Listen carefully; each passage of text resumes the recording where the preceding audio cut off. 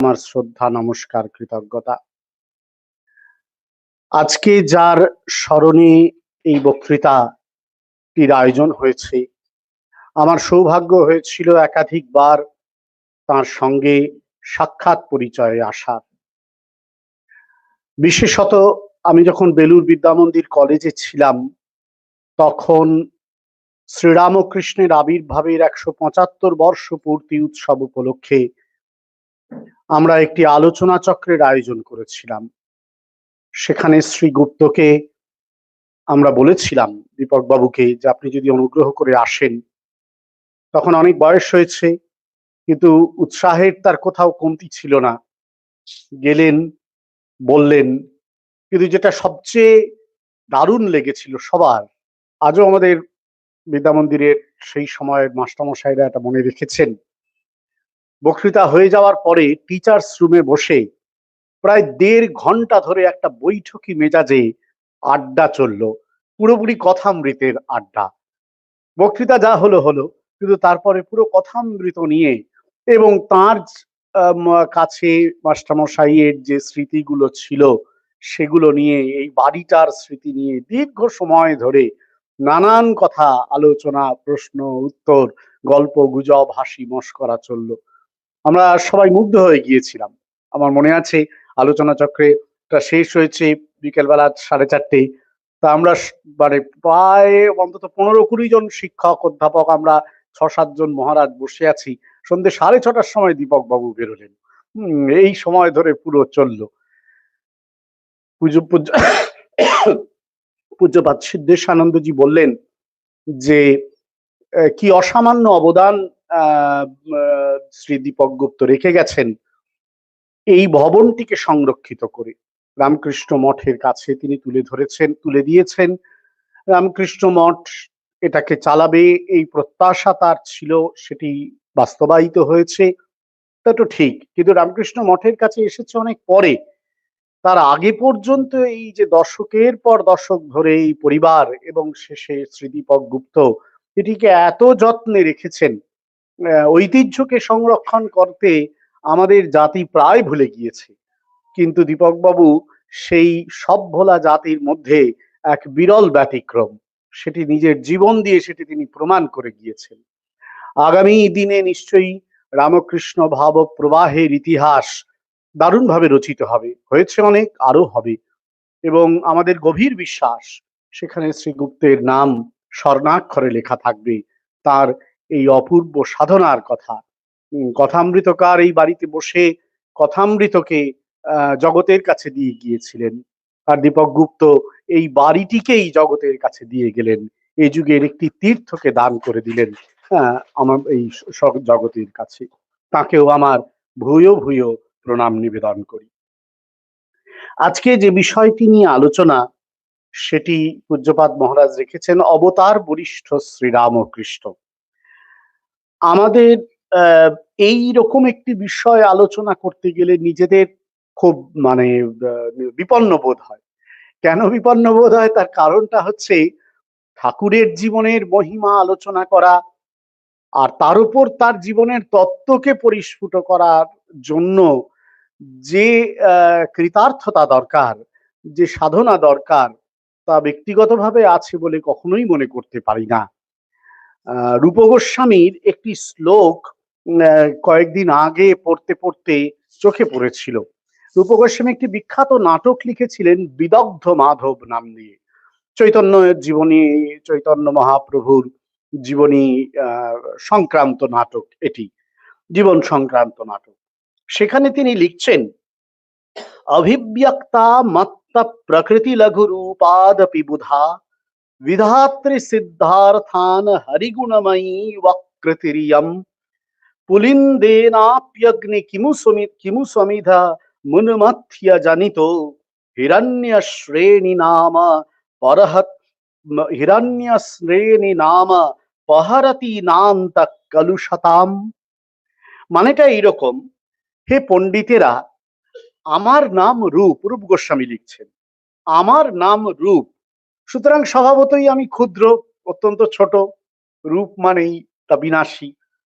আমার মতন এই ক্ষুদ্র ব্যক্তি থেকে উৎপন্ন হরি লীলা গুণময়ী এই কৃতি, এই রচনা, এই সৃষ্টি আপনাদের অভিলষিত কোনো প্রয়োজন নিশ্চয়ই মেটাবে, এটা আমার গভীর বিশ্বাস আছে। কেন আছে সেটা বলি।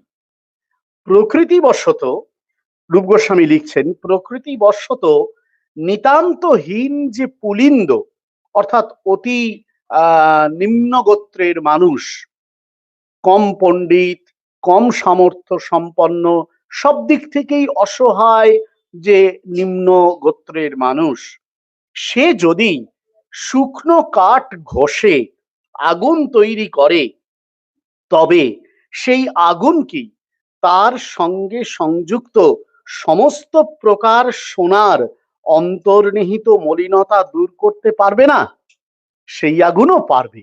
সুতরাং এইটুকুনি আমাদের বিশ্বাস যে আমরা যত ক্ষুদ্রই হই না কেন, ভগবানের যেটুকুনি কথা বলার চেষ্টা করতে পারি, তাতে আসলে আমাদেরই একটি ধন্যতা অর্জন হয়, এবং তার ভিত্তিতে হয়তো অন্যদেরও হতে পারে। রূপ গোস্বামীর এই কথাটা স্মরণ হয় আজকে যখন এই একটি বিশেষ তাৎপর্যময় দিনে, এই একটি বিশেষ তাৎপর্যময় শিরোনাম সমন্বিত একটি বিষয়ের গভীরে প্রবেশ করতে স্পর্ধা জাগাই, তখন মনে হয় এই কথা সদ্বৈব সত্য। এই বিষয়টি নিয়ে আমাদের রামকৃষ্ণ বিবেকানন্দ সাহিত্যে অনেক আলোচনা হয়েছে। সাম্প্রতিককালে একটি গ্রন্থ উদ্বোধন থেকেই বেরিয়েছে, আমার মনে হয় উদ্বোধন থেকেই বেরিয়েছে, জগবন্দন নামে 2 খণ্ডে। সেখানে দেখবেন পূজনীয় পূর্ণাত্মানন্দজি মহারাজ ঠিক এই বিষয়ে আলোচনা করেছেন। এছাড়াও গোলপার্ক থেকে প্রকাশিত গ্রন্থে, আরো অনেক গ্রন্থে এই বিষয়ে আলোচনা করেছেন আমাদের রামকৃষ্ণ সংঘের বরেণ্য সন্ন্যাসীরা। কিন্তু আমি এই দুটি আলোচনা, এই আলোচনাগুলোকে মানে স্মরণে রেখেই, নিশ্চয়ই অসাধারণ আলোচনা সেগুলো যারা এই আলোচনা করেছেন, স্মরণে রেখেও আমি কিন্তু অন্য দুটো রচনার এখানে উল্লেখ করতে চাই, যে দুটো রচনায় শ্রীরামকৃষ্ণের অবতারত্ব সম্পর্কে আলোচনা হয়েছিল বা লেখা হয়েছিল। একটি আলোচনা, দুটি আলোচনাই এখন যুগপুরুষ শ্রীরামকৃষ্ণ গ্রন্থে রয়েছে, এবং আমার মনে হয় যে এই দুটি রচনাই কোনো সময় উদ্বোধন পত্রিকায় প্রকাশিত হয়েছিল। এই দুটি রচনার লেখক দুজন অত্যন্ত পণ্ডিত মানুষ, 19বিংশ শতাব্দীর শেষ এবং বিংশ শতাব্দীর প্রথমার্ধের অতি মানে শ্রদ্ধেয় 2 শাস্ত্র পণ্ডিত। একজনের নাম রাজেন্দ্রনাথ ঘোষ, আরেকজনের নাম প্রমথনাথ তর্কভূষণ। এই দুজনেই অত্যন্ত পণ্ডিত ব্যক্তিত্ব। রাজেন্দ্রনাথ ঘোষের প্রবন্ধটির নাম হচ্ছে পরমহংস দেব কি অবতার, আর প্রমথনাথ তর্কভূষণের এই প্রবন্ধটির নাম হচ্ছে পরমহংস দেবের বৈশিষ্ট্য। আমি কেন এই দুটি প্রবন্ধের নাম করলাম, তার কারণ হচ্ছে এই দুইজনেই ছিলেন শাস্ত্রবিদ ব্যক্তিত্ব। এদের সম্পাদিত শাস্ত্র গ্রন্থগুলো আজও কিন্তু সমস্ত জায়গায় পঠিত হয়। পণ্ডিতেরা পড়াশোনা করেন, সাধারণ মানুষ সবসময় পড়তে পারে না, কিন্তু পণ্ডিতেরা এই গ্রন্থগুলোকে, এদের অনুদিত বা ব্যাখ্যাত গ্রন্থগুলোকে গ্রহণ করেন। এরা দুজনে অসাধারণ পণ্ডিত ছিলেন, এবং এরা দুজনেই শাস্ত্রের দিক থেকে ভগবান শ্রীরামকৃষ্ণ, অবতার শ্রীরামকৃষ্ণের জীবনের পর্যালোচনা করেছেন, করে দেখবার চেষ্টা করেছেন যে শ্রীরামকৃষ্ণ লীলা কোন মহিমায় প্রতিষ্ঠিত। আমাদের একটি উপনিষদ খুব সুন্দর বলেছেন ব্রহ্মতত্ত্ব বলতে গিয়ে, যে ব্রহ্মতত্ত্ব কোথায় প্রতিষ্ঠিত, বলছেন স্বে মহিমনি বা মহিমনি নবা মহিমনি ইতি, হয় নিজের মহিমায় অথবা সেখানেও নয়, তারও পরে অন্য কিছুতে। অর্থাৎ ব্রহ্মতত্ত্বের যে প্রতিষ্ঠা, ব্রহ্মতত্ত্বের যে অধিষ্ঠান, সেটি তার নিজের মহিমাতেই, অথবা নিজের মহিমাকে ছাপিয়ে গিয়েও। আমরা যখন শ্রীরামকৃষ্ণের অবতারত্ব নিয়ে আলোচনা করি তখন, এবং এই দুজনের এই প্রবন্ধ দুটি পড়ি, শাস্ত্র নির্দিষ্ট প্রবন্ধ দুটি পড়ি, তখন আমাদের মনে হয় সত্যি শ্রীরামকৃষ্ণের অবতার মহিমা এই স্বে মহিমিনী বা মহিমিনী নবা মহিমিনী ইতি, হয় সেই নিজের মহিমায় অথবা নিজের মহিমাতেও নয়, তারও বাইরে আরো কোনো ঊর্ধ্বতন ক্ষেত্রে সেটি যেন অধিষ্ঠিত বা বিরাজিত হয়ে রয়েছে। ওই দুটি প্রবন্ধের বিষয় আলোচনা করার প্রয়োজন নেই, আপনারা নিশ্চয়ই পড়ে নেবেন এবং পড়লে বোঝা যাবে অতি সুন্দর সুপাঠ্য প্রবন্ধ। আমি শুধু দুটি প্রবন্ধের দু একটি অংশ এখানে আপনাদের কাছে তুলে ধরে আমাদের আলোচনা এগোতে চাই। প্রথমে প্রমথনাথ তর্কভূষণের যে প্রবন্ধটি, সে প্রবন্ধটির একেবারে শেষ অংশটি একটু আপনাদের সামনে তুলে ধরতে চাই। তিনি লিখছেন, শ্রী তর্কভূষণ, মানব সমাজের অন্তর্বিরোধ সমন্বয়ের জন্য সর্বধর্ম সমন্বয়ের উদ্ভাবয়িতা পরমহংসদেবের চরিত্র বিশ্লেষণ করিতে হইলে তাহার প্রকৃতিগত বিরোধ সমন্বয় সর্বাগ্রে আলক্ষিত হইবার যোগ্য। শাস্ত্রানধ্যয়ন ও সর্বশাস্ত্র মর্মজ্ঞতা পরস্পর বিরুদ্ধ হইলেও তাহাতে সমন্বয় প্রাপ্ত হইয়াছিল। এমনিতে শাস্ত্র পড়েননি, অথচ সর্বশাস্ত্র মর্মজ্ঞ ছিলেন তিনি। দেখুন, দুটো বিরোধ, কিন্তু তার মধ্যেই, তাহার আবির্ভাবেই এই দুটি বিরোধের সমন্বয় ঘটেছিল। নিরতিশয় শান্ত ভাব ও প্রেম বৈচিত্র্য, যাদের মধ্যে প্রেম বৈচিত্র্য থাকে, ভালোবাসার আবেগ থাকে, তাদের মধ্যে শান্ততা থাকে না। আর শান্ত রসের যে সাধনা, সে সাধনায় কিন্তু মাধুর্য রসের যে সাধনা, সেই সাধনার উদগ্রতা নেই। কিন্তু শ্রীরামকৃষ্ণ জীবনে শান্ত রসের সাধনা ও মাধুর্য রসের সাধনা, বৈষ্ণব শাস্ত্রানুযায়ী আপাত বিরুদ্ধ এই দুটি সাধনা সমন্বিত হয়েছিল। তারপর বলছেন, একাগ্র চিত্ততা ও সর্ববিষয়াবেক্ষণশীলতা, সমস্ত বিষয়কে তিনি খুব ভালো করে লক্ষ্য করে সেটাকে বুঝতে চাইতেন, বুঝবার সমস্ত বিষয়, কোনো কিছু তার দৃষ্টির পথের বাইরে যেত না। আবার এখানে একাগ্রচিত্ততা বলতে আত্মার প্রতি, নিজের অন্তরের প্রতি তার যে একাগ্রতা, মাঝে মাঝে এই গভীর ভাব সমাধিতে ডুবে যেতেন, এই দুটোই ছিল। একই সঙ্গে অন্তর্দৃষ্টির মাধ্যমে নিজের ভেতরে ডুবে যাওয়া, আবার বহির্দৃষ্টির মাধ্যমে জগতের সবকিছুকে আবিষ্কার করা, এই দুটো আপাত বিরুদ্ধ জিনিস তার মধ্যে সমন্বিত হয়েছিল, শ্রী তর্কভূষণ বলছেন। তারপরে প্রমথনাথ বাবু লিখছেন, লোক ব্যবহার, মর্যাদা জ্ঞান ও নিরতিশয় ভাব প্রবণতা। লোক ব্যবহার সম্পর্কিত যে মর্যাদা জ্ঞান, যারা মর্যাদা সম্পন্ন পুরুষ হন, তাদের মধ্যে একটা গম্ভীরতা ও গভীরতা থাকে। শাস্ত্র যখন আমাদের ব্যক্তিত্বের প্রকাশের কথা বলেছে, বিশেষত শ্রীরামচন্দ্রের সম্পর্কে বলেছে, যিনি মর্যাদা পুরুষোত্তম, তখন তার সম্বন্ধে ব্যাখ্যা করা হয়েছে যে তার মধ্যে একটা অদ্ভুত গভীর ও গম্ভীর ভাব ছিল, তার ব্যক্তিত্বের মধ্যেই একটা অদ্ভুত রকমের এই গভীরতা ও গম্ভীরতা ছিল। ভাবপ্রবণতা এর বিপরীতে দাঁড়িয়ে থাকে। কিন্তু শ্রীরামকৃষ্ণর জীবনে প্রমথনাথ বাবু বলছেন, এই দুটোই কিন্তু এসে মিলিত হয়েছিল, দুটোর মধ্যে কোনো বিরোধ দেখা যায়নি। সর্বরোগাপনয় সামর্থ্য ও রোগাক্রান্ততা, সমস্ত মানুষের, এই জগতের সমস্ত রোগকে তিনি দূর করে দেওয়ার জন্য এসেছেন। স্বামীজি তাকে বলেছেন যে তিনি হচ্ছেন সেই ভববৈদ্য, যিনি কিনা আমাদের সমস্ত ব্যাধিকে দূর করে দিতে পারবেন। এটা হচ্ছে তার একটি বড় কাজ এই যুগে।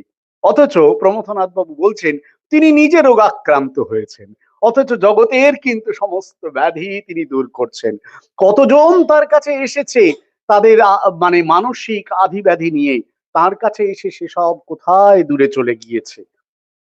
বজ্রসম কঠোর চিত্ততা ও কুসুম কোমলতা, ভালোবাসার তার শেষ ছিল না। স্বামীজি লিখেছেন, তিনি একমাত্র ভালোবাসিতে পারিতেন ও জানিতেন, সংসারে অন্য সকলে ভালোবাসার ভান মাত্র করিয়া থাকে।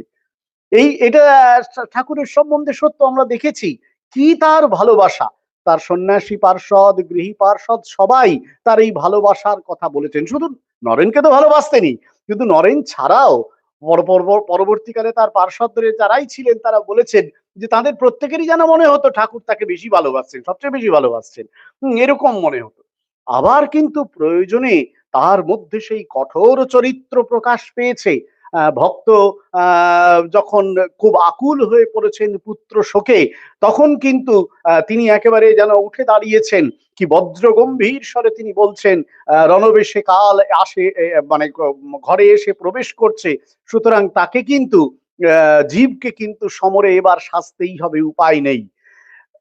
একটি অদ্ভুত দৃশ্য কথামৃতকার বর্ণনা করেছেন দক্ষিণেশ্বরে। একবার তিনি ঢুকছেন কথামৃতকার, দেখছেন ঠাকুর পায়চারি করছেন সিংহের মতন। কথামৃতকার লিখছেন ঠাকুরের মধ্যে এই অদ্ভুত প্রচন্ড ব্যক্তিত্ব ছিল। লীলা প্রসঙ্গ আমরা যারা পড়েছি তাদের নিশ্চয়ই মনে আছে যে সেই গৌরী পণ্ডিত, দেশের গৌরী পণ্ডিতের হারের যে বিখ্যাত তার হাঁক, যেটি শুনে সবাই কিনা নার্ভাস হয়ে যেত, ঠাকুর সেটা শুনে তার চেয়েও জোরে মানে উদ্ঘোষণা শুরু করলেন, তাতে কিনা আস্তে আস্তে গৌরী পণ্ডিত নার্ভাস হয়ে গেলেন। এই অদ্ভুত রকমের এই দুটি বিপরীত ভাব তার মধ্যে ছিল। নিরন্তর পরিহাস প্রিয়তা ও নির্বিকল্প সমাধি স্থিরতা। মাস্টারমশাই নিজে তার সাক্ষী দিয়েছেন। প্রথম দিকের দর্শনে সে কথা বলা রয়েছে যে কিছুক্ষণ পরে এসে দেখছেন যে ছেলেদের সঙ্গে সব যারা বসে রয়েছে তাদের সঙ্গে ফষ্টি নষ্টি করছেন। মাস্টারমশাই অবাক হয়ে গেছেন, ইনি কি কিছুক্ষণ আগে এরকম ভাব সমাধিতে ছিলেন? ইনি কি এত শাস্ত্র কথা বলতেন, আবার ইনি এদের সঙ্গে এরকম ফষ্টি নষ্টি করছেন? এমনকি মাস্টারমশাইকে নিয়ে মজা শুরু করেছেন, ওই দেখ আবার এসেছে বলে সেই আফিং এর মৌতাতের গল্প বলছেন ছেলেদের। এই একটা অদ্ভুত আপাত দৃষ্টিতে যেটা বিরোধ, সেটির সমন্বয় করছেন তিনি। অকিঞ্চনতা ও সর্বাধিক সম্পদ সমৃদ্ধতা। আপাত দৃষ্টিতে তিনি ত্যাগীশ্বর হে নরবর তাকে বলা হয়েছে। তিনি ত্যাগী শ্রেষ্ঠ, কিচ্ছু তিনি চাননি, অকিঞ্চন তিনি, কিচ্ছু তার নেই, সত্যিই কিচ্ছু তার নেই। বেরিয়ে যেতে বলে গামছাটি কাঁধে নিয়ে হাঁটতে শুরু করে দিলেন। কিন্তু সম্পদ সমৃদ্ধতা, দেখা যাচ্ছে তাকে কেন্দ্র করে সমস্ত সম্পদ এসে জুটছে। তিনি তার থাকার সময় জুটেছে, তিনি চলে যাওয়ার পরে তো যতদিন দেখছি আমরা দেখতে পাচ্ছি, হ্যাঁ, ঠাকুরকে কেন্দ্র করে সব কিছু এসে জুটে যাচ্ছে।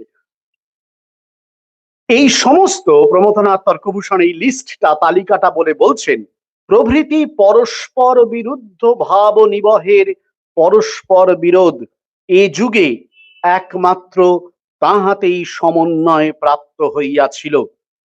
তাই মনে হয় সর্বধর্মের সমন্বয়ে শ্রীরামকৃষ্ণ রূপ নবীন মূর্তি পরিগ্রহ করিয়া এই ভারতে যে অদ্ভুত লীলা প্রকাশ করিয়াছিল, তাহার তুলনা পরমহংস দেবেই।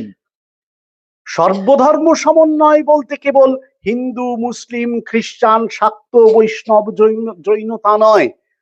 আমাদের সংসারে, মানুষের জীবনে, জগৎ সংসারে যে বিরুদ্ধ ধর্মভাবগুলো রয়েছে, আমাদের চরিত্র ধর্মের মধ্যে যে বিরুদ্ধতাগুলো রয়েছে, রামকৃষ্ণ লীলা বিগ্রহে সেই সমস্ত বিরুদ্ধ ধর্মের একসঙ্গে সমাবেশ ঘটেছিল। এবং এইখানে ওই যে শুরুতে বললাম স্বে মহিমনি, এইটি তার মহিমা, এইটি তার নিজের মহিমা। এই মহিমাতেই তিনি অধিষ্ঠিত এবং এই মহিমাতেই তিনি নিজেকেও যেন অতিক্রম করে গিয়েছেন। ঠাকুর নিজেই বলেছিলেন যে তার অনুভূতি বেদ বেদান্তকে ছাড়িয়ে গিয়েছে। এটা তো বললে কিরকম লাগবে, এবার কি সম্ভব নাকি? আসলে ঠাকুর বলতে চেয়েছেন তিনি সেই পরব্রহ্ম তত্ত্ব এই যুগে অবতার রূপে এসেছেন, এবং অবতার রূপে তিনি তার যে অনুভূতি সেটাই তো শাস্ত্র। শঙ্করাচার্য তার ব্যাসদেব তার যে বিখ্যাত ব্রহ্মসূত্র রচনা করেছিলেন, সেখানে তার যে তৃতীয় সূত্রটি সেটি ছিল শাস্ত্র যোনিত্বাৎ। তার ব্যাখ্যায় আচার্য শঙ্কর, ভগবান শঙ্কর দুদিক থেকে ব্যাখ্যা করেছেন যে শাস্ত্রজনী কেন। শাস্ত্র উৎস, যোনি মানে উৎস, শাস্ত্রের উৎস এবং শাস্ত্রই উৎস। ঈশ্বর ঈশ্বর হচ্ছেন শাস্ত্রের উৎস, আর শাস্ত্রই আবার ঈশ্বরকে ব্যাখ্যা করে, সেই অর্থে শাস্ত্রও যেন উৎস। ভগবান শ্রীরামকৃষ্ণ এই যুগে অবতার রূপে এসে যে কথাগুলো বলেছেন সেগুলো যেমন শাস্ত্র বাক্যকে প্রমাণ করেছে, সেই রকম শাস্ত্রের নতুন উৎস মুখকে অনর্গল করে দিয়েছে। সেই কথাটি স্মরণ রেখেই প্রমথনাথ তর্কভূষণ বলছেন যে তার মধ্যে এই সমস্ত আপাত যে বিরুদ্ধ ভাব, সেই বিরুদ্ধ ভাবগুলো সমন্বিত হয়েছিল। ঠাকুর নিজে বলেছিলেন, যে সমন্বয় করেছে সেই লোক, সেই হচ্ছেন আসল মানুষ, সত্যিকারের মানুষ, যথার্থ কৃতার্থ পুরুষ তিনি। সেই লোক বলতে তিনি হচ্ছেন কৃতার্থ পুরুষ এই সংসারে। অবতার বরিষ্ঠ রূপে শ্রীরামকৃষ্ণ, অবতার রূপে শ্রীরামকৃষ্ণ এইখানেই সেই কৃতার্থতাটিকে নিয়ে প্রকাশ করতে পেরেছেন, প্রতিষ্ঠিত করতে পেরেছেন। ভগবদ গীতায় খুব সুন্দর বলা হয়েছে ভগবত তত্ত্ব বা ব্রহ্মতত্ত্ব সম্পর্কে, যে দেখুন এই যে ভগবত তত্ত্ব তাকে তো ব্যাখ্যা করার সবাই চেষ্টা করে, কেনা চেষ্টা করে, তাই না? কে সবাই চেষ্টা করে, কত শাস্ত্র লেখা হয়েছে, কোনো চিন্তাই নেই। বেদা বিভিন্না স্মৃতয় বিভিন্ন বিভিন্না নাসৌ মুনিরিয়স্য মতম না ভিন্নম, প্রচুর প্রচুর লেখা হয়েছে। ভগবদ গীতা বলছেন ঠিকই কথা, কিন্তু খুব স্থিরভাবে ভাবলে আমরা বুঝতে পারি আসলে তাকে কেউ পূর্ণরূপে ব্যাখ্যা করতে পারেনি। আশ্চর্যবৎ পশ্যতি কশ্চিদেনম আশ্চর্যবৎ বদতি তথৈব চান্য আশ্চর্যবৎ চৈনমন্য শৃণোতি শ্রুত্বাপ্যেনম বেদ ন চৈব কশ্চিৎ। সবাই বিস্মিত হয়ে গেছে, সবাই তাকে ব্যাখ্যা করেছে, শুনেছে, বুঝেছে, কিন্তু সেই বোঝাটায় তাদের বিস্ময়ের ভাব আর কোথাও থামেনি, কোথাও কাটেনি। এবং অদ্ভুত হচ্ছে, বলছেন এই সমস্ত বিস্ময়ের মধ্য দিয়ে ভ্রমণ করতে করতেও সাধক কিন্তু শেষে বুঝেছে না, কিছুই যেন জানা হলো না। অনেক কিছু জানবার চেষ্টা করলাম, কিন্তু কিছুই যেন জানা হলো না। শ্রীরামকৃষ্ণ অবতারের মহিমা এখানেই, যে যতই আমরা তাকে পড়বার চেষ্টা করি, যতই আমরা তার ভেতরে ঢোকার চেষ্টা করি, অবাক হয়ে দেখি কই কিছুই তো জানা হলো না, কিছুই তো বোঝা হলো না। স্বামীজি বলেছিলেন তার এক একটি কথা নিয়ে নাকি অনেক গ্রন্থ রচিত হতে পারে।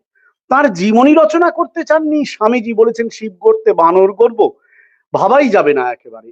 এবং স্বয়ং ভগবান শ্রীরামকৃষ্ণের জীবনী যিনি রচনা করেছিলেন শারদানন্দজি, তিনিও সেই জীবনীর রচনার ইতিহাস যে লিখেছেন, সেখানে বলেছেন যে কোন দৈব প্রেরণায় শ্রীরামকৃষ্ণই তাকে দিয়ে যেন সবকিছু লিখিয়ে নিয়ে গিয়েছেন। এই কথা মাস্টারমশাইও বলেছেন, অক্ষয় মাস্টার ছেয়েও বলেছেন, যেন ঠাকুরই এদেরকে দিয়ে সবকিছু করিয়ে নিচ্ছেন। তার কারণ এই যে নিজেরা চেষ্টা করলে হয়তো এরাও কিছু বুঝতে পারতেন না, এমন একটা ভাব এদের মধ্যে ছিল। তাহলে স্বয়ং স্বামীজি, মাস্টার মশাই, পুথিকার, শারদানন্দজি, তাদের যদি এরকম মনে হয়, আমাদের কোন কথা। আমরা তাই যতই ঢোকবার চেষ্টা করি ততই মনে হয় সত্যিই তো তার কথা যেন শুরু করেও আমরা শেষ করতে পারছি না। আমাদের সবারই খেয়াল আছে যে 1898-এর 6ই ফেব্রুয়ারি মাঘী পূর্ণিমার দিন শ্রীরামকৃষ্ণের অন্যতম গৃহী ভক্ত নবগোপাল ঘোষের হাওড়ার রামকৃষ্ণপুরের বাড়িতে স্বামীজি শ্রীরামকৃষ্ণের পট প্রতিষ্ঠা করেন। এটি মানে কয়েকটি পোর্সেলিন প্রিন্ট স্বামীজি নিজে তৈরি করে এনেছিলেন, এই পটটি তার মধ্যে অন্যতম। এই ইতিহাসটি আমাদের সবার জানা আছে। মঠ তখন ছিল আলমবাজারে ভাড়া বাড়িতে। স্বামীজি সেইখান থেকে, এই সদ্য আলমবাজার মঠ নেওয়া হয়েছে আপনারা জানেন, একটি ঐতিহাসিক ঘটনা। স্বামীজি সেখান থেকে নৌকায় সাধু ও ভক্তদের নিয়ে রামকৃষ্ণপুরের ঘাটে নেমেছিলেন। সেখান থেকে শোভাযাত্রা সহকারে শ্রীরামকৃষ্ণের সম্পর্কে গিরিশের লেখা গান দুঃখিনী ব্রাহ্মণী কোলে কে শুয়েছ আলো করে গাইতে গাইতে নবগোপাল ঘোষের বাড়িতে গিয়েছিলেন। তারপর বাড়ির ঠাকুর ঘরে নিজে ছবিটিকে বসিয়েছিলেন, ছবিটিকে প্রতিষ্ঠা করেছিলেন নিজেই, এবং এই প্রতিষ্ঠার সময়ই তার মুখ দিয়ে উচ্চারিত হয়েছিল, আপনাদের সবার নিশ্চয়ই জানা আছে ভারতবর্ষের কেন, পৃথিবীরই প্রায় আদি মহাকাব্য বলা হয় যাকে, সেটি রচনা করেছিলেন বাল্মীকি। তাকে আদি কবি বলি আমরা। এই আদি কবি বাল্মীকি তার রামায়ণ রচনার আগে, অনেক আগে ছিলেন দস্যু রত্নাকর। তারপর তো সাধনা করে বাল্মীকি হলেন। তারপর একটি বিখ্যাত ঘটনা ঘটেছিল, একটি ক্রৌঞ্চির ঘটনা। আপনাদের সবার জানা আছে, ব্যাদ তীর ছুড়ল, ক্রৌঞ্চিটি কাঁদতে শুরু করলো। সেই কান্না শুনে বাল্মীকি হঠাৎ করে বলে উঠলেন, মা নিষাদত্বমগম শাশ্বতী সমা, বিখ্যাত শ্লোক, যৎ ক্রৌঞ্চ মিথুনাদে কামবধি কামমোহিতম। এটা বলে বাল্মীকির মনে হলো, একই কিমিদম ব্যাহৃতম মায়া, এ আমি কি বললাম, এমনটা তো কখনো বলিনি। বাল্মীকি একজন ঋষি, তবুও সাধারণ মানুষ, কবি। তিনি অসাধারণ এই কাব্য রচনা করেছিলেন মুখে মুখে। সাংসারিক একটি ঘটনার দৃশ্যপটে তার মধ্যে এই প্রেরণার দৈব লীলা সংঘটিত হয়েছিল। আর অবতার বরিষ্ঠের পট প্রতিষ্ঠা করে অবতার বরিষ্ঠের চিহ্নিত শিষ্য শিবাবতার স্বামীজি, তার মুখ থেকে রামকৃষ্ণ লীলার দৈব ভূমি থেকে উত্থিত হলো শ্রীরামকৃষ্ণের বিখ্যাত প্রণাম মন্ত্রটি। সেদিন উচ্চারিত হয়েছিল, আর জগৎ জুড়ে তা প্রচারিত। ওই একটি প্রণাম মন্ত্রে শ্রীরামকৃষ্ণের সমস্ত ধ্যান হয়ে যায়, তত্ত্ব ধ্যান হয়ে যায়, লীলা ধ্যান হয়ে যায়, কর্মধ্যান হয়ে যায়। সমস্ত রকমের ধ্যান সমাপ্ত হতে পারে ওই একটি প্রণাম মন্ত্রে। আপনারা সবাই সেটি জানেন, এই ঘরে বসে সেটি রচিত হয়েছিল। এবং সেই প্রণাম মন্ত্রে স্বামীজি ঠাকুরকে অবতার বরিষ্ঠ রূপে চিহ্নিত করেছিলেন। আমাদের এই প্রসঙ্গে মনে পড়ে, স্বামীজি একটি প্রবন্ধ লিখেছিলেন, হিন্দু ধর্ম শ্রীরামকৃষ্ণ। এটি স্বামীজির রচনাবলিতে যেমন আছে, সেরকম পূজনীয় স্বামী শারদানন্দজি মহারাজ লীলা প্রসঙ্গ যেটি গ্রন্থ লিখেছেন, সেখানেও এটিকে অন্তর্ভুক্ত করেছেন। সেইখানে স্বামীজি অবতারের যে আবির্ভাবের ঐতিহাসিক কারণ, সেটিকে পর্যালোচনা করতে গিয়ে লিখছেন, প্রপতিত নদীর জলরাশি সমধিক বেগবান হয়, পুনরুত্থিত তরঙ্গ সমধিক বিস্ফারিত হয়, তদ্রূপ প্রত্যেক পতনের পর আর্য সমাজও যে শ্রী ভগবানের কারুণিক নিয়ন্ত্রিত্বে বিগতাময় হইয়া পূর্বাপেক্ষা অধিকতর যশস্বী ও বীর্যবান হইতেছে, ইহা ইতিহাস প্রসিদ্ধ। ভারতবর্ষের ইতিহাস প্রমাণ করেছে, তার প্রত্যেকটা পতনের পরে যে উত্থান ঘটেছে, সে উত্থান আগের তার অবস্থাকে ছাড়িয়ে গিয়েছে। এবং সেই উত্থানের জন্য দায়ী কে? দায়ী হচ্ছেন শ্রী ভগবান, তার কারুণিক মূর্তি, যেটি ওই পতনের মুহূর্তে আবির্ভূত হয়ে তাকে আবার এই জাতিকে, এই দেশকে নতুন উত্থানের নবরূপে উদ্ভাসিত করতে সমর্থ করেছিল। স্বামীজি বলছেন, তাই প্রত্যেক পতনের পর আমাদের পুনরুত্থিত সমাজ অন্তর্নিহিত সনাতন পূর্ণত্বকে সমধিক প্রকাশিত করিতেছে এবং সর্বভূতান্তর্যামী প্রভু প্রত্যেক অবতারে আত্মস্বরূপ সমধিক অভিব্যক্ত করিতেছেন। যেহেতু আগের পতনের পরে এই নতুন উত্থানে আগের সমস্ত সমৃদ্ধিকে, ঐশ্বর্যকে ছাড়িয়ে গিয়েছে দেশ ও জাতি, সেই জন্য ভগবানের যে অবতার রূপের যে বিকাশ, তার অবতার মহিমার যে উদ্ভাসন, সেটা পূর্ব অবতারদের ছাড়িয়ে গিয়েছে। তার কারণ আরো তো উত্থানকে তো আরো নতুন রূপে সাজাতে হবে। মানে আমাকে যদি এই ঘরটা এখন রয়েছে, এর থেকে ভালো করতে গেলে আরো পরিশ্রম করতে হবে, আরো মহারাজের অর্থ চাই, নাহলে তো হবে না। হ্যাঁ, ওই আগের জিনিস দিয়ে তো চলবে না। সুতরাং আরো বেশি সামর্থ্য নিয়ে ভগবান যেন আবির্ভূত হয়েছেন প্রত্যেক অবতারে। বলে এবার স্বামীজি সিদ্ধান্ত বাক্য বলছেন, ইহারি নিদর্শন স্বরূপ পরম কারুণিক শ্রী ভগবান বর্তমান যুগে সর্বযুগাপেক্ষা সমধিক সম্পূর্ণ, সর্বভাব সমন্বিত, সর্ববিদ্যা সহায় পূর্বোক্ত যুগাবতার রূপ প্রকাশ করিলেন। সুতরাং এবার যে ভগবান শ্রীরামকৃষ্ণ এলেন এই যুগে, এই পতনের মুহূর্তে, জাতীয় দেশকে উদ্ধারের জন্য, মানুষের সভ্যতাকে নতুন পথ দেখাবার জন্য, এইবারে যে উত্থান ঘটবে তা পূর্ব সমস্ত যে উত্থান তাকে ছাড়িয়ে যাবে, এবং তাকে ছাড়িয়ে যাওয়ানোর জন্য এবার অবতারের যে রূপটি প্রকাশিত হবে বা হলো, সেটি আগের সমস্ত অবতারের রূপের চেয়ে অধিকতর সামর্থ্যবান, না হলে তো আরো বেশি করতে পারবেন না।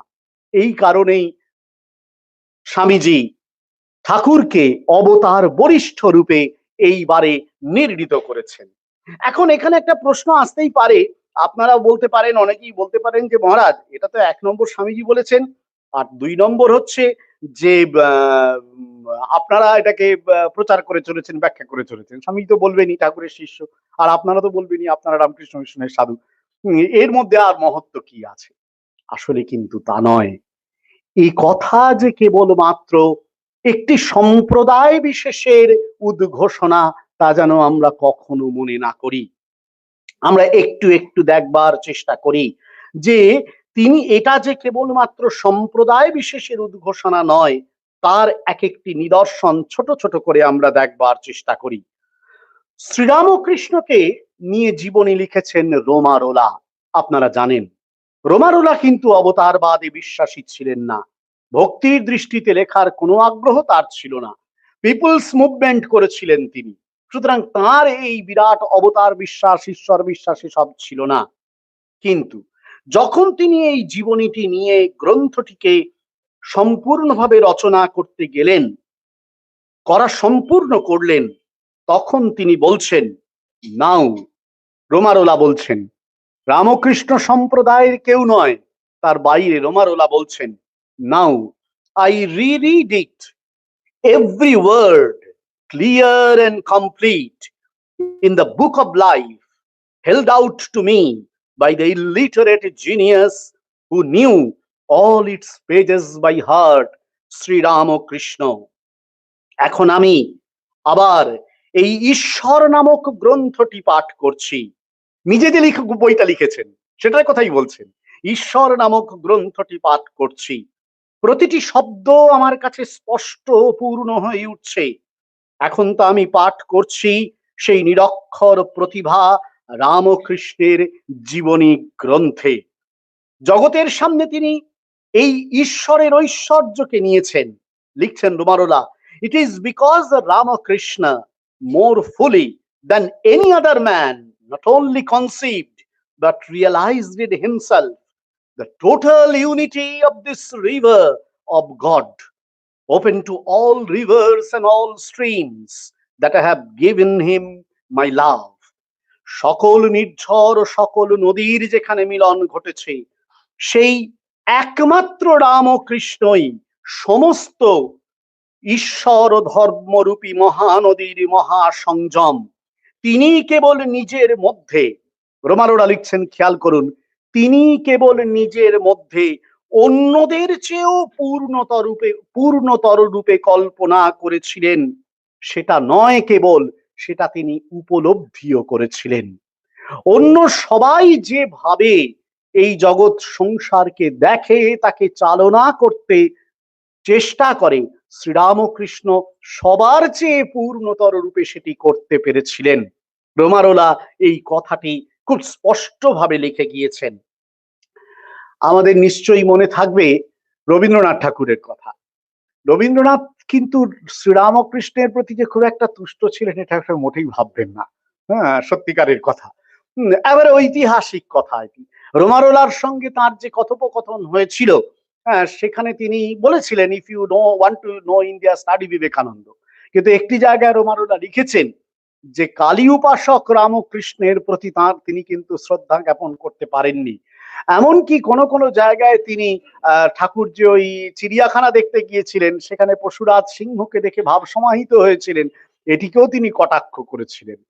এবং শ্রীরামকৃষ্ণের আবির্ভাব শতবার্ষিকীতে যখন তার কাছে যাওয়া হয়েছিল, প্রথমে তিনি সেই শতবার্ষিকী সম্মেলনে আসতে চাননি, তারপর এসেছিলেন এবং কিছু লিখতেও প্রথমে চাননি শ্রীরামকৃষ্ণ সম্পর্কে, বারবার অনুরোধ করায় তারপর একদিন লিখে দিয়েছিলেন। কিন্তু যে কথাটি লিখেছিলেন সে কথাটি নিঃসন্দেহে শুধু কবির কথা নয়, সেটা মনে হয় শ্রীরামকৃষ্ণ সম্পর্কে তার অতীত ভ্রান্ত ধারণার নিরসন প্রশস্তি রূপে রয়েছে। এবং সেখানে শ্রীরামকৃষ্ণ সম্পর্কে তিনি লিখেছেন যে কথা, তার আপনারা সবাই জানেন, বহু সাধকের বহু সাধনার ধারা দেয়ানে তোমার মিলিত হয়েছে তারা। আমি তার একেবারে শেষটুকুনি বলছি, যেখানে তিনি লিখছেন যে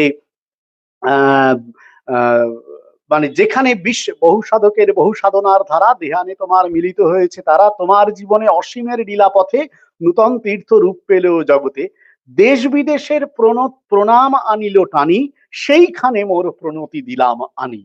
এই যে দেশ বিদেশের প্রণাম টেনে আনছে, এটাকে তাঁকেও স্বীকার করতে হয়েছিল। তার সমকালেই তিনি বুঝতে পেরেছিলেন যে শ্রীরামকৃষ্ণের মহিমা অন্য অনেকের মহিমাকে অতিক্রম করে যাচ্ছে। এই যে বোঝা, এই বোঝাটি খুব বড় বোঝা না হলেও একেবারে ছোট বোঝা এরকমও কিন্তু আমরা নিঃসন্দেহে বলবো না। আমরা আরেকটি এক্ষেত্রে উল্লেখ করতে পারি, বিজয় কৃষ্ণ গোস্বামী ঠাকুরের কাছে আসতেন, আপনারা জানেন। এই বিজয় কৃষ্ণ গোস্বামী ঠাকুরকে খুব কাছ থেকে দেখার সুযোগ পেয়েছিলেন। একবার বহু তীর্থ দর্শন করে বিজয় কৃষ্ণ দক্ষিণেশ্বরে এসে ঠাকুরকে প্রণাম করে তার পায়ের তলায় বসলেন।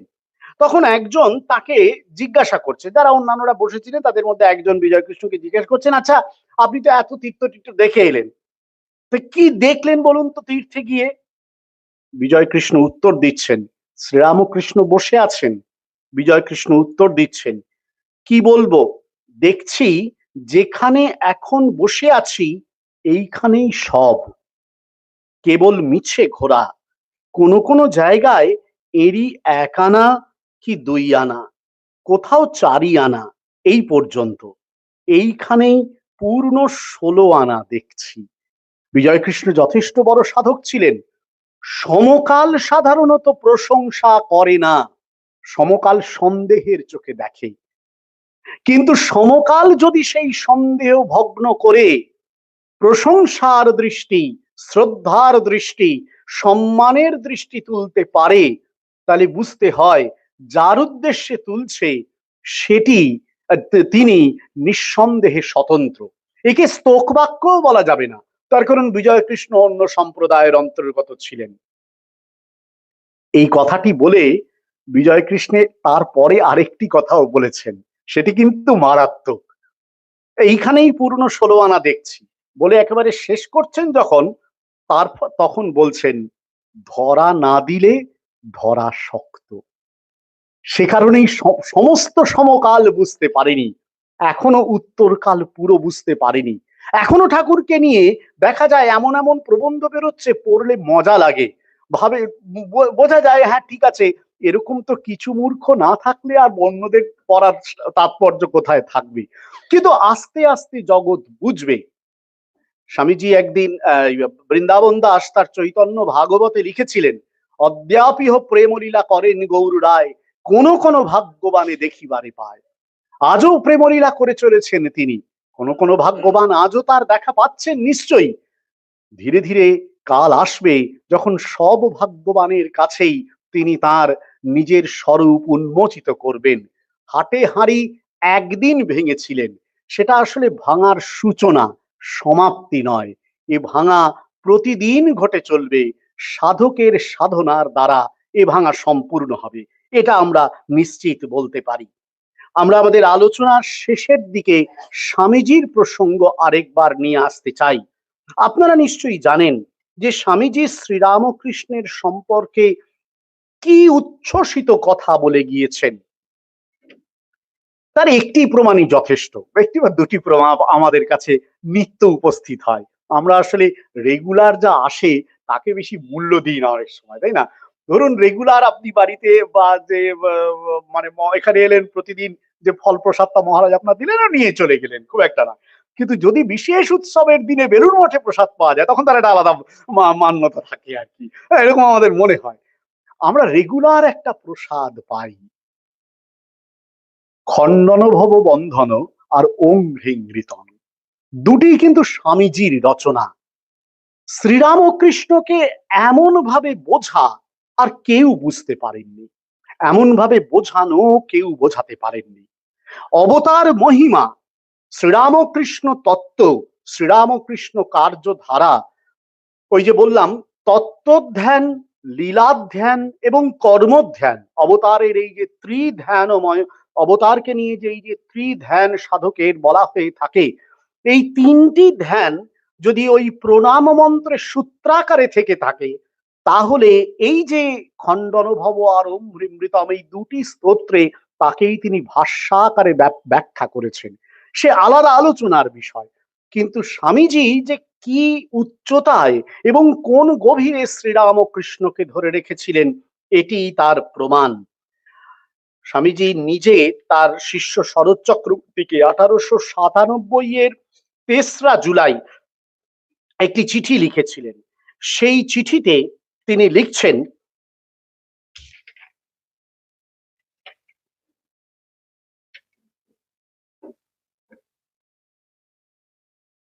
একটু ভুল বললাম, স্বামীজি ওই চিঠিটার আগে আরেকটা চিঠির কথা বলি। 1894-এ তিনি স্বামী শিবানন্দজিকে আমেরিকা থেকে একটি চিঠি লিখেছিলেন। সেই চিঠিতে তিনি বলছেন যে ভগবান শ্রীকৃষ্ণ জন্মেছিলেন কিনা জানি না, বুদ্ধ চৈতন্য প্রভৃতি একঘেয়ে, Ramakrishna Paramahamsa the latest and the most perfect, বলে এবার ড্যাশ দিয়ে কয়েকটা শব্দ বলা আছে: জ্ঞান, প্রেম, বৈরাগ্য, লোকহিত চিকিৎসা, উদারতার জমাট, কারুর সঙ্গে কি তাহার তুলনা হয়? শ্রীরামকৃষ্ণের অবতার লীলার বৈশিষ্ট্য, কেন তিনি অন্যান্য অবতারের চেয়ে, অন্য যুগের অবতারের চেয়ে এগিয়ে এলেন এই নতুন যুগকে সামলাতে হবে বলে, এতগুলো গুণ নিয়ে, এতগুলো বৈশিষ্ট্য নিয়ে। ওই যে শুরুতে বলেছিলাম অনেকগুলো বিরোধ, কোনটাই বিরোধ নয়, সমন্বিত হয়েছে তার মধ্যে। এই যুগের জন্য সেই সমস্ত কিছু তার নিয়ে আসা। স্বামীজি বলছেন, শিষ্য শরৎ চক্রবর্তীকে যেটা বলছিলাম, সেখানে লিখছেন, ইয়াস্য বীর্যেন কৃতিনো বয়ং চ ভুবনানি চ রামকৃষ্ণম সদা বন্দে সর্বম স্বতন্ত্রমীশ্বরম। রামকৃষ্ণ স্বতন্ত্রমীশ্বরম বলছেন, এই তার দ্বারাই আমাদের সবকিছু, বিশ্ব চরাচর সেখান থেকেই উৎপত্তি, আর আমরা যা কিছু করেছি দেখছিস, এই সব তাঁর শক্তিতে হয়েছে। স্বামীজি পরিষ্কার লিখছেন, এবং তিনি স্বতন্ত্র ঈশ্বর, স্বয়ং ঈশ্বর। এই স্বতন্ত্র ঈশ্বর শব্দটিকে নিয়ে বহু শাস্ত্র বাক্য রচনা, মানে ব্যাখ্যা রচিত হতে পারে। অধ্যাস ভাষ্যের যে অধ্যাস ভাষ্যের পরে ওই চতুঃসূত্রীর ব্যাখ্যায় আচার্য শঙ্কর এবং পরবর্তীকালে ভামতিকার এই নিয়ে এই যে স্বতন্ত্র মানে বস্তুতন্ত্র এবং পরতন্ত্রতা, ঈশ্বর ও জীবের, এটি নিয়ে দীর্ঘ আলোচনা করেছেন। তার প্রেক্ষিতে এই রামকৃষ্ণ ঈশ্বরের যে স্বতন্ত্রতা, সেটি নিয়ে কিন্তু আলাদা করে নিশ্চয়ই একটি শাস্ত্র গ্রন্থ রচিত হতে পারে। এই হচ্ছে শ্রীরামকৃষ্ণ মহিমা। আমরা শুরুতে বলেছিলাম যে দুই পণ্ডিতের কথা আমরা মনে করতে চাই। প্রথম পণ্ডিত প্রমথনাথ তর্কভূষণ দিয়ে আমরা শুরু করেছিলাম, শেষ করব রাজেন্দ্রনাথ ঘোষের কথাটি দিয়ে। তার প্রবন্ধ পরমহংসদেব কি অবতার, এই হচ্ছে তার প্রবন্ধের নাম। সেই প্রবন্ধ শেষ করছেন তিনি এই বলে, তাহাতে যে স্বভাব সিদ্ধ সর্বসামঞ্জস্য সাধক জ্ঞানের বিকাশ, তাহাতে গীতা বক্তা শ্রীকৃষ্ণ ভাবের আবেশ। ঠাকুরের মধ্যে শ্রীকৃষ্ণ কোথায়? তাহাতে যে সংযম ও সদাচার প্রভৃতি, তাহাতে শ্রী রামচন্দ্রের আবেশ। ঠাকুরের মধ্যে এইখানে শ্রীরামচন্দ্র। আর তাহাতে এই উভয় ভাবের সমাবেশ একাধারে হইয়াছে বলিয়া তাহাকে এই উভয়ের মিলিত অবতার, এবং ভগবদ অবতারেরও অবতার বলা যাইতে পারে। আর উভয় ভাবের মিলিত অবস্থা প্রত্যেকের ভাব হইতে অতিরিক্ত হয় বলিয়া তিনি সাক্ষাৎ ভগবানের অবতার বলিতেও বাধা হয় না। আমাদের মনে পড়ে যায় গৌরী পণ্ডিত বৈষ্ণব চরণ বলেছিল, বৈষ্ণব চরণী মধ্যে গৌরী পণ্ডিত, যে তিনি অবতার বলছে কি, ওরা ভুল বলছে, আপনি হচ্ছেন অবতারেরও অবতার, মানে অবতার যেখান থেকে উৎপত্তি হচ্ছেন। সেই কথাটি এখানে রাজেন্দ্রনাথ ঘোষ কিন্তু পুনরুচ্চারণ করছেন, যে শ্রীরামকৃষ্ণের মধ্যে রামচন্দ্র শ্রীকৃষ্ণ এই দুজনের ভাব প্রকাশ হয়েছে এবং দুজনের ভাব সম্মিলিত হয়ে প্রকাশ পেয়েছে বলে আমরা শাস্ত্র দৃষ্টিতে বলতে পারি তিনি অবতারদেরও অবতার, সাক্ষাৎ ভগবানের অবতার তিনি। এবং এই অর্থেই রাজেন্দ্রনাথ ঘোষ তাকে অবতার বলেছেন, অবতার বরিষ্ঠ হিসাবে নির্ধারণ করেছেন। গুরু ভাইদের কাছে শ্রীরামকৃষ্ণ কে ছিলেন সেটি বলতে গিয়ে স্বামীজি একটি অসাধারণ শ্লোক বলেছিলেন, একটি অসাধারণ শ্লোক রচনা করেছিলেন শ্রীরামকৃষ্ণ সম্পর্কে। আপনারা সেটি সবাই শুনেছেন। যুগ যুগ ধরে আমাদের সবার কাছেই রামকৃষ্ণ অবতার এই বরিষ্ঠতায়, এই তত্ত্বতার মধ্য দিয়ে আবির্ভূত হবেন। রামকৃষ্ণ অবতারের এই বরিষ্ঠতা এবং তত্ত্বজ্ঞান আমাদের সাধনার জন্য স্বামীজি এবারে এই শ্লোকে বিধৃত করে রেখেছেন। শ্লোকটি এই: প্রাপ্তম যদ্বৈ ত্বনাদি নিধনম বেদদধিমথিত্বা দত্তম যস্য প্রকরণে হরিহর ব্রহ্মাদি দেবৈর্বলম পূর্ণম যত্তু প্রাণসাरै ভৌমনারায়ণানাম রামকৃষ্ণস্তনুং ধত্তে তৎপূর্ণ পাত্রমিদম ভো। অনাদি অনন্ত বেদরূপ সমুদ্র মন্থন করে যা কিছু পাওয়া গেছে, ব্রহ্মা বিষ্ণু মহেশ্বর আদি দেবতা যাতে শক্তি প্রদান করেছেন, যা নারায়ণ অর্থাৎ ভগবানের অবতারগণের প্রাণ সার সামগ্রীর দ্বারা পূর্ণ হয়ে আছে, শ্রীরামকৃষ্ণ সেই অমৃতের পূর্ণ পাত্র স্বরূপ দেহ ধারণ করেছেন। সেই পূর্ণ পাত্র, অমৃতের পূর্ণ পাত্র স্বরূপ রামকৃষ্ণ চরণে পুনঃ পুনঃ প্রণাম প্রার্থনা, যেন এই অমৃতের পূর্ণ পাত্র আমরা উপলব্ধি করতে পারি, সেখান থেকে আমাদের অমৃত পান করার সামর্থ্য যেন আমাদের হয়, এটি ঠাকুরের কাছে প্রার্থনা। নমস্কার। সুধী ভক্ত মণ্ডলী,